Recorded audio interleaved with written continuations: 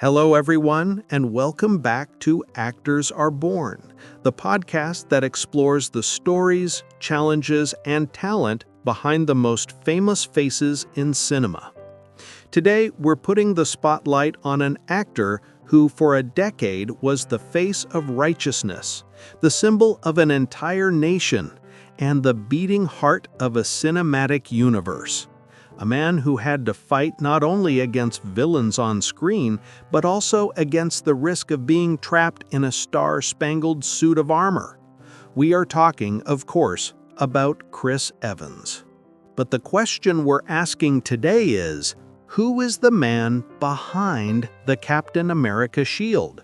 Is he an actor born with a set destiny, or a professional who, with intelligence and courage, managed to build a much more complex and multifaceted career? The story of Christopher Robert Evans begins in Boston, Massachusetts, in a family where the arts were right at home. His mother, Lisa, was the artistic director of a youth theater.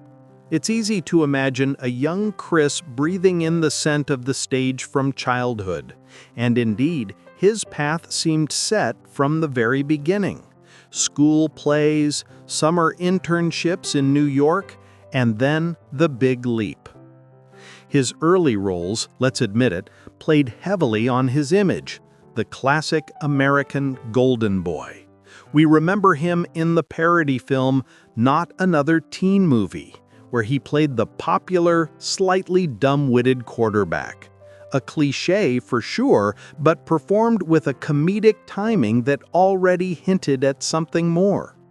The first real breakthrough came with another superhero role, but one diametrically opposed to the one that would make him a legend. In 2005, he became Johnny Storm, the Human Torch, in Fantastic Four. Here, Evans is all swaggering charisma, arrogance, and sharp one-liners. He's the classic playboy, the exact opposite of Steve Rogers' seriousness and moral integrity.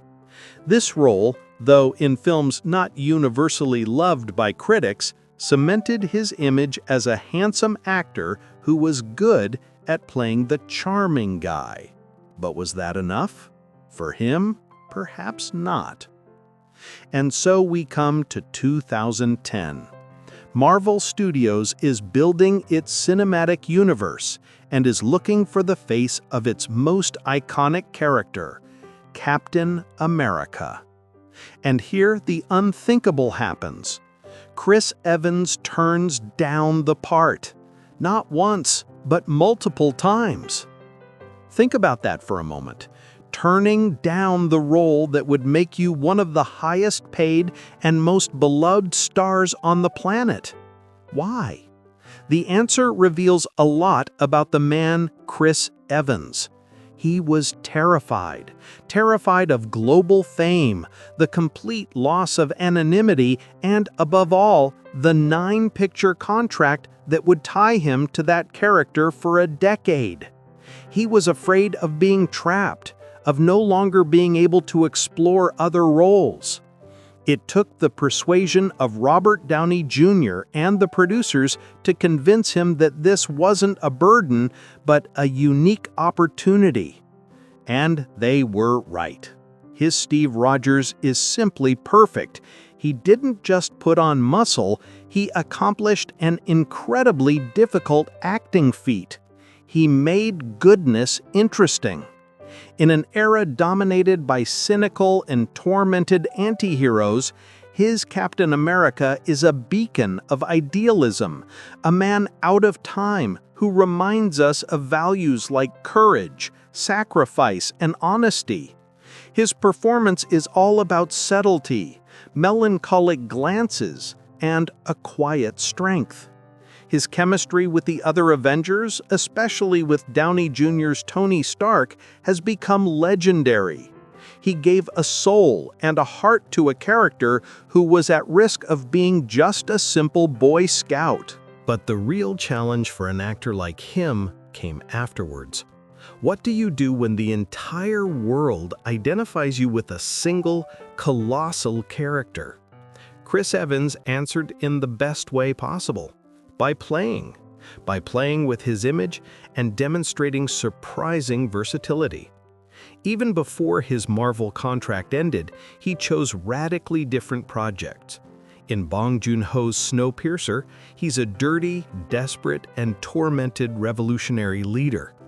In Gifted, he gives us a tender and moving performance as a man fighting for the custody of his genius niece.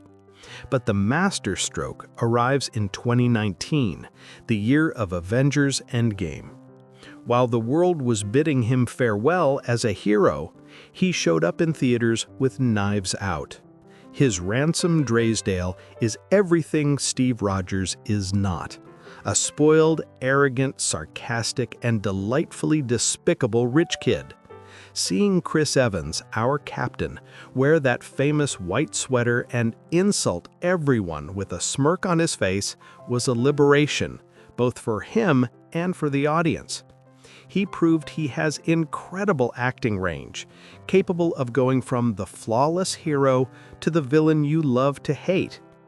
Since then, he hasn't stopped, exploring roles from a secret agent in The Gray Man to an unscrupulous pharmaceutical manager in Pain Hustlers, and even directing and starring in a little romantic gem like Before We Go. So, to return to our initial question, is Chris Evans a born actor or a made one? The answer, as is often the case, lies somewhere in the middle. There's an innate talent, a natural charisma that leaps off the screen. But above all, there's the intelligence of a man who understood the risks of his own career and worked hard to steer it.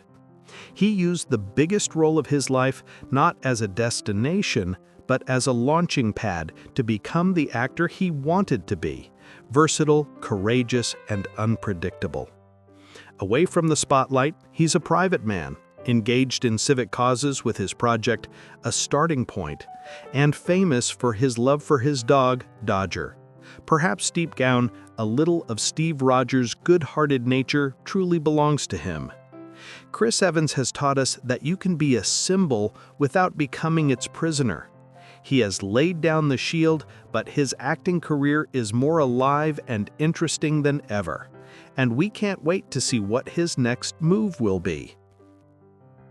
And that's all for today. Thanks for listening to Actors Are Born. Join me next time for another story, another talent, another great star of the cinema. See you soon.